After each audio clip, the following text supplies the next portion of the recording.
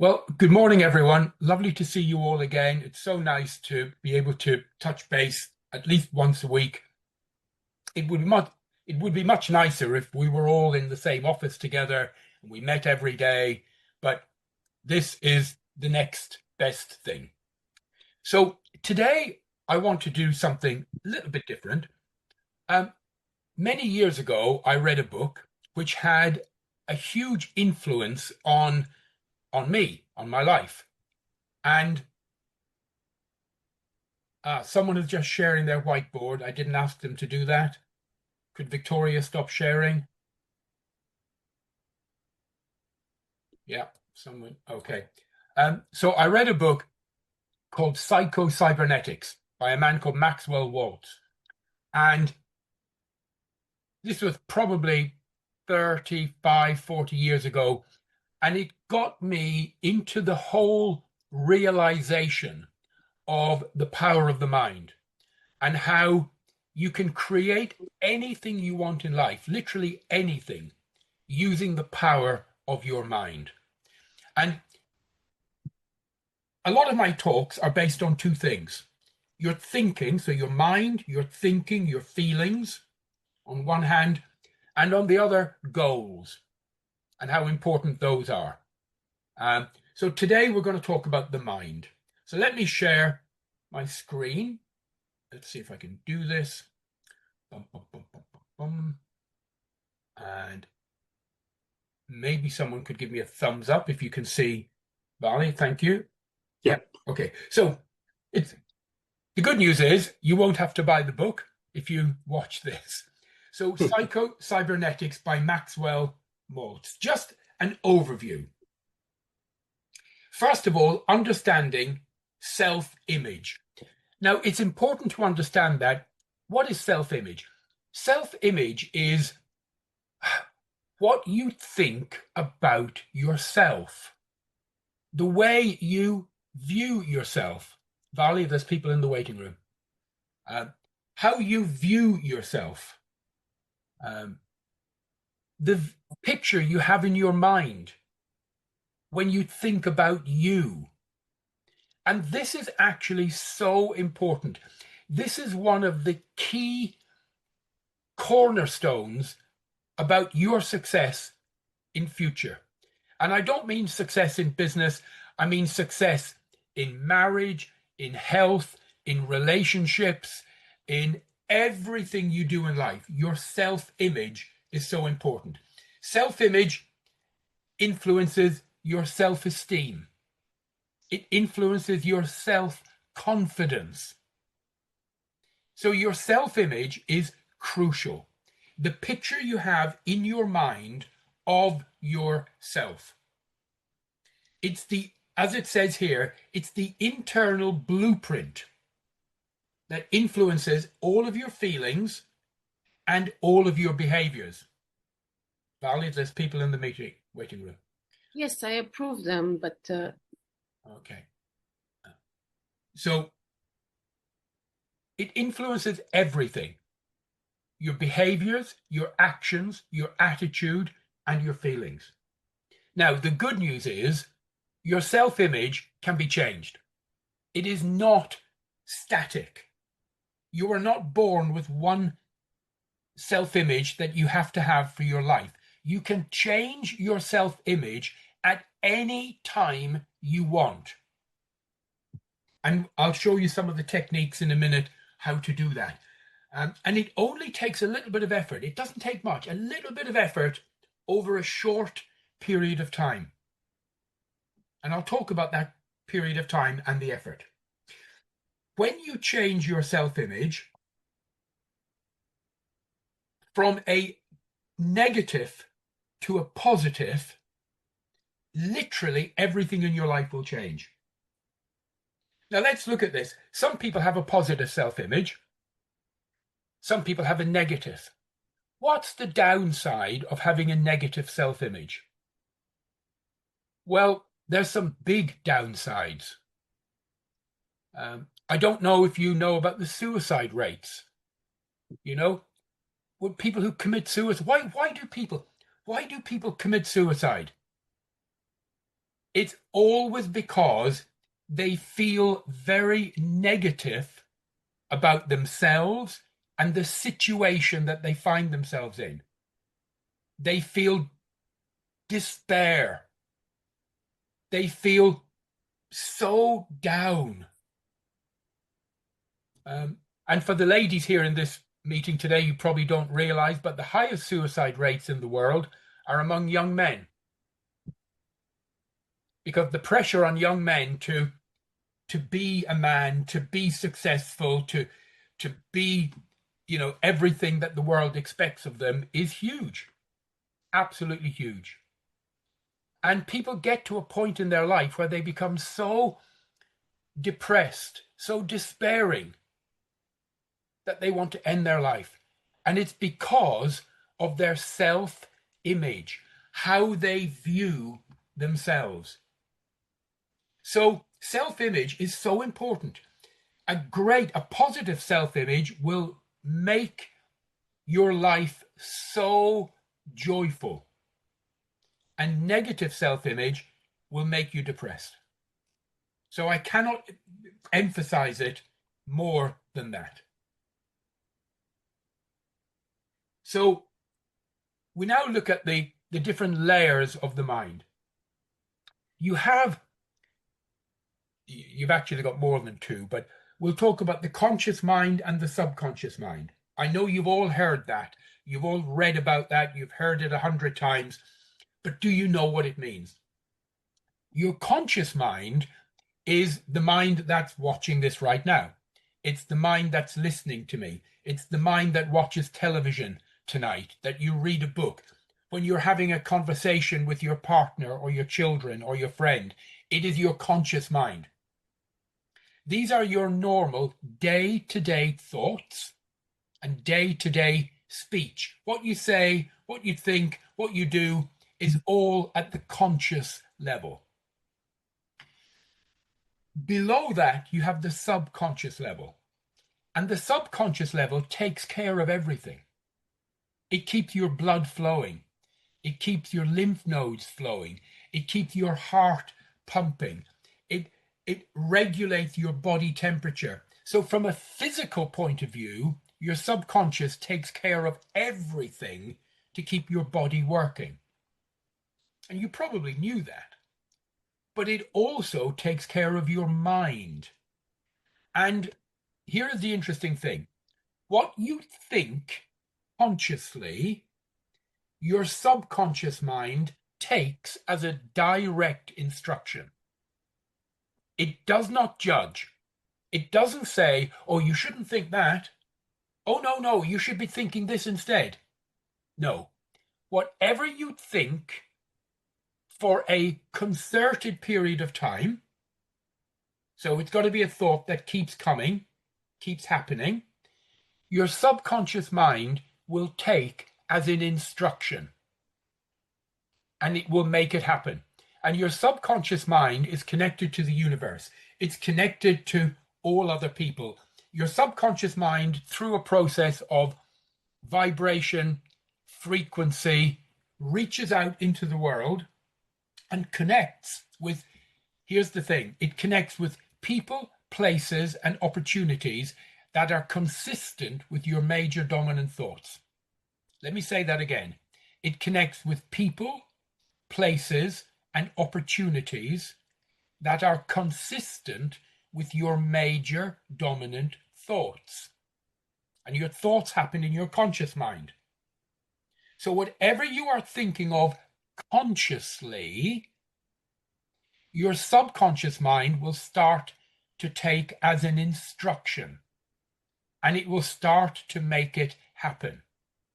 You don't even need to know. You don't even need to worry about how will it happen. So, if your major conscious thoughts are positive and you're thinking about success and feeling good and positive and doing well and having a great loving relationship and getting on with your partner and your children and making money and having a great career, your subconscious will start to make that happen. But if your conscious thoughts are negative, depressing, full of despair, full of doubt about yourself, uncertainty, feeling unloved, feeling unworthy, your subconscious will make that happen. It will make it become a reality. So remember the saying, you've heard me say this on every talk, you become what you think about most of the time. So you need to become aware. You know, Deepak Chopra talks about being constantly aware of your thoughts. The Buddha, if you've ever heard of the Buddha, constantly talks about awareness. Awareness is one of the most important skills we need to develop, to become aware of actually what we are thinking. Because most of us are not. Most of us have, there's about 20 different studies. Some studies say 50,000 thoughts a day, some say 70,000, some say 58,000, but it's over 50,000 thoughts every day you and I have. And apparently 60 to 70% of them are negative. That's incredible. Think of the programming you're doing. Constant programming in the background. So the conscious mind, if you look at my slide, can define a positive and a meaningful goal, and the subconscious will go about pursuing it. So what we have to do is two things. We have to start changing our thinking and our goals, and then just trust the subconscious to make it happen. You almost don't need to worry about how. So how do we do it? Well, first of all, imagination. Tell me, can any of you remember when you were at school?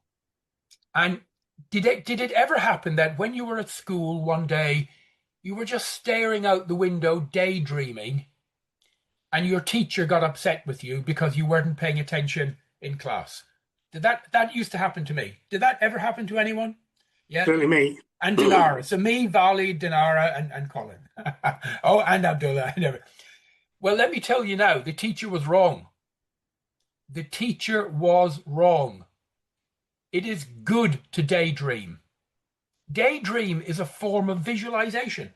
You know, when I coach my clients and I talk to them about visualization, I get some people who say, oh, I can't do that. Yeah, no, that doesn't work for me. I'm not able to visualize things. I'm an active person. I'm a physical guy. And I say, okay, do you daydream? And people say, oh yeah, of course, everyone daydreams. I say, right, you're able to visualize. That's visualizing. Going off into your own little world.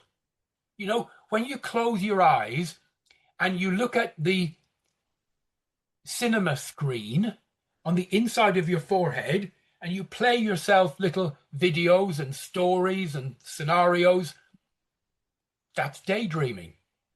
That's visualizing. So everyone can do it. Now, there's an interesting thing. If you experience something real or you imagine something, your subconscious mind cannot tell the difference. This is so important. This is a great tool for us. This is powerful. Your subconscious mind cannot tell the difference between what is really happening to you and what you are imagining and dreaming is happening to you. That means you and I, we can dream our way to success. Think of it. We can dream our way to success. So, mental rehearsal. It's important to practice. Practice doing this. Practice visualizing. And if the word visualizing seems a bit too much, daydreaming. Practice daydreaming, playing mental movies to yourself. When we talk about habits, everyone has habits. Good habits, bad habits. Apparently, it takes 21 days to make or to break a habit. So if you do something that you don't really like doing, going to the gym or whatever, or exercising, but you do it for 21 consecutive days, now it becomes a habit. And now it's not difficult to do anymore. But here's the thing. If you do something for 19 days, 19, and you have one day off, and then you do it again the next day, what number is the next day? Is it number 20? No, Colin is right. It's number one. You're back to number one. It has to be 21 consecutive days without a break. So, and it applies to positive and it applies to negative. If you drink too much alcohol and you want to stop drinking, if you can do it for 21 days, suddenly it's not a problem anymore. And all these things. So it's important to start a practice of visualization, and we'll come to affirmations in a minute, and affirmations, and do them every day for 21 days. And it literally only takes seconds. And I'll tell you how many seconds in a minute. Right. Fear. The word fear, F-E-A-R, stands for false expectations appearing real. Sometimes what we fear, what we are afraid of, never happens. We almost build things up in our mind more than in the real world. And fear is a killer. Fear will freeze you. It will stop you from doing things. It will paralyze you. Okay? So we need to, and fear comes from false beliefs. People end up having beliefs about themselves that are not true. Beliefs like, oh, I'm not worthy. I'm no good. I couldn't do that. I can't sing. I can't draw or paint. I can't dance. Well, that's true. I actually can't dance. That's true. But that is true. But apart from that, all these beliefs we have about ourselves, 95% of them are false. They really are. So we must look at, analyze, what do we feel, what do we think about ourselves, and get rid of the negative. Combining reason and emotion. There's a word that I don't like. When people say to me, oh, you must be real. Oh, you must look at things. You must look at the reality of things, Gerard. No, that's not how things are. You must be real, Oh, and here's the big one. You need to rationalize. Has anyone ever said that to you, or you've heard those words? Or you need to rationalize about things. Well, in my mind, the word rationalize means telling yourself rational lies. Telling yourself rational lies. Okay? I don't believe in rationalizing. I believe in dreaming. I believe in visualizing big things, positive things. And it says on the bottom of the slide, so focus on your desired outcomes. Never focus on where you are. Always focus on where you want to be. Whether that's physically, in your relationship, whether it's financially, health-wise, you focus on where you want to be. I learned one thing. When I started riding motorbikes many, many years ago, I did my normal courses, and then I took a couple of extra courses. And there's one thing they teach you on an advanced motorcycle course, and it can save lives. When you're on a motorcycle and you're going relatively fast, and you're coming up to corners, you must always look at where you want to go. Not what people do if there's an obstacle in the road ahead of them. people often focus, they become fixated on the obstacle. So let's say there's a rock has fallen onto the road, or some obstacle or debris is now in the middle of the road. So you turn a corner on a motorbike, bang, and suddenly 100 meters ahead of you, there's an obstacle in the road. What do most people do? They look at the obstacle. You can't help it. It's human nature. And when you look at the obstacle, you start to get panicky. You start to get nervous, anxious. Your body tightens up. And you know what happens most of the time? You hit the obstacle. What we were taught is never look at the obstacle, ever. Look at where you want to go, and the bike will follow. And it's almost, you don't believe it until you practice it. But you look, and there was a technique, we were told, steer with your chin, point your chin at where you want to go. And the motorbike will literally bend and curve with you. So I always remember that from years and years ago. Look at where you want to go, not at the obstacles blocking your way. And it's the same here. Focus on your desired outcomes, not the big problems sitting in front of you. Okay. And I know that's not easy to do when you have a big problem you have to deal with. But I'm not saying forget the problem, but spend some time focusing on where you want to go. So, how do we do this? Well, there's a number of techniques. One, practice visualization. Just practice it. Practice daydreaming. Practice closing your eyes and dreaming about what you want to do, to see, to be, to have, to achieve. Mentally rehearse scenarios in your mind. Relaxation. I don't know if any of you here meditate. It's a great thing if you do. I am not a Buddhist, but the Buddhists say if you only ever give yourself one gift in life, give yourself the gift of meditation.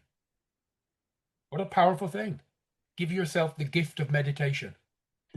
And it's not a difficult thing. It's not a difficult thing, In fact, it's a very enjoyable thing to just sit quietly on your own. Sit quietly in the silence. And there's about 50 different meditation techniques. You can focus on your breath, focus on a candle, focus on a thought, focus on a phrase, a saying. So many. You can find one that suits you. But it's not difficult. And literally doing it for 10 minutes a day is so powerful. So powerful. And next, affirmations.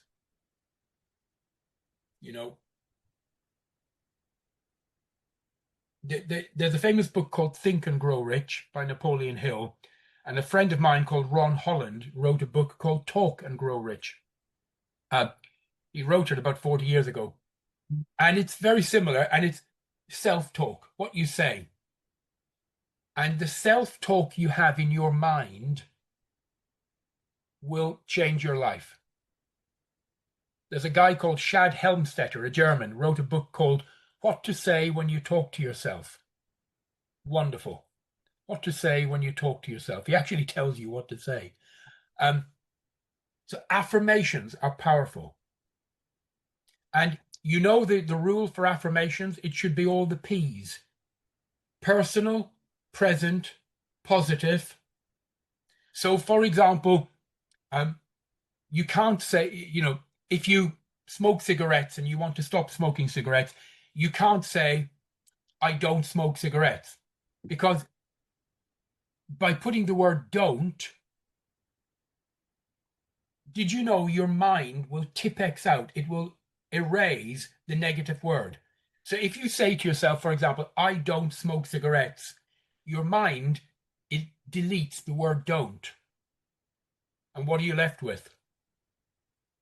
I smoke cigarettes. So you're actually telling yourself. So you've got to say, I am a non-smoker. I am a non-smoker. That would be far more powerful. So it's got to be personal, which is I. It's got to be positive, and it's got to be present tense. So you can't say, I will be, oh, I will be fit in 12 months' time. I will be healthy. Even if you're not, you've got to trick your mind. And now some people have said to me, oh, isn't that telling yourself lies? I said, no, no, no. You're telling the future in advance. You are telling the future in advance. So you say to yourself, I am fit and healthy. Here's an affirmation that covers everything. I am happy, healthy, wealthy, healed, and whole. I am happy, healthy, wealthy, healed, and whole. So if you don't know what to say, that's one of these all-encompassing. It covers everything. I am happy, healthy, wealthy, healed, and whole. And you can make up a dozen affirmations. You can say them to yourself when you're driving your car. You don't have to say them out loud. You say them in your mind. And I want you to keep the number 17 in your mind. 17 seconds. There's a couple called Esther and Jerry Hicks. Don't know if any of you have ever come across Esther and Jerry Hicks. Valley probably has. They've written so many books, and they talk about it takes 17 seconds. I don't know why 17, but they've done research. I've no idea. But it's 17 seconds. If you say something and you focus on it repeatedly for 17 seconds, your subconscious will pick it up. It'll pick it up and start to work on it. So if you say an affirmation, don't say it once, say it 2, 3, 4 times. So you're saying it for 17 seconds as a minimum. Everyone got that? That's easy. I mean, goodness sake, 17 seconds. It's nothing. Nothing at all. I am happy, healthy, wealthy, healed, and whole. I am happy, healthy, wealthy, healed, and whole. I am happy, healthy, wealthy, healed, and whole. That's it. 17 seconds. Saying it 3 times. Just over 5 seconds each time. Easy to do. If you want money, you can say things like I am a money magnet. I am a money magnet. I am a money magnet. Wealth wants me. Wealth wants me. I am a money magnet. These are some really powerful, short, easy to do, easy to remember, easy to say, and very powerful.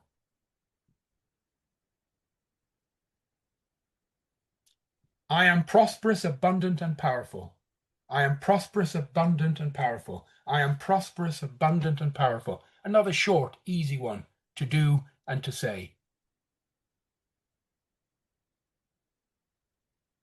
I attract money and wealth from all directions and sources. I attract money and wealth from all directions and sources.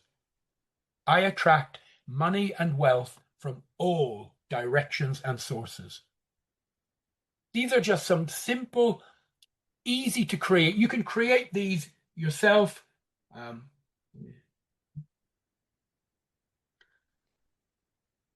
So embrace this. Focus on your own personal self-growth. Start to have belief and trust in your own ability to do this.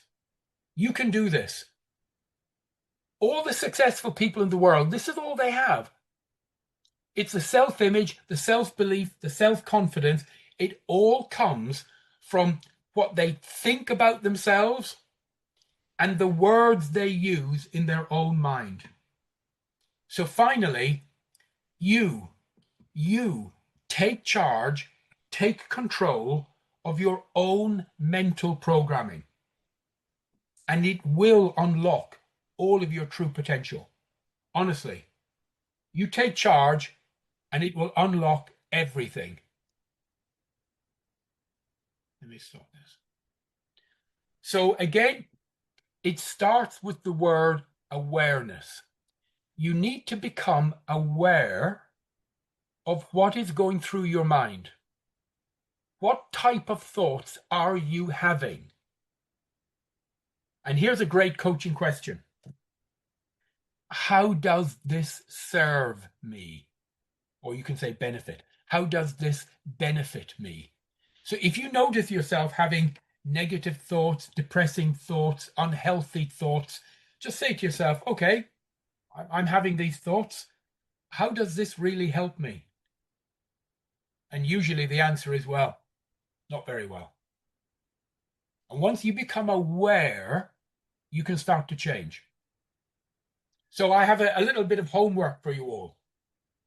I'd like you all to create a couple of affirmations for yourself. Now, it could be to do with your health, feeling good, looking good, eating well. It could be to do with your relationship with your partner, with your mom, or your dad, your children, your brother, your sister, your friends. It could be to do with money, career. I don't mind.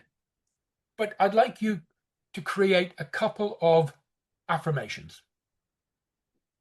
And I'd be happy for you to share them with me. You can share them by email. Just direct to me, no one else. And and if you're going in the wrong direction, I'll sort of point you in the right direction. But they should be, to finish off, personal. It should be the word I. Two of the most important or powerful words in the world are I am. I am. It is a statement of being. You are announcing to the world a statement of being. You say, I am. And then you follow it with your, prosperous, abundant, and bountiful. I am prosperous, abundant, and bountiful. Abundant means you're attracting, and bountiful means you're giving out, you're sharing. But I am are the two most powerful. So affirmations should be personal. So I,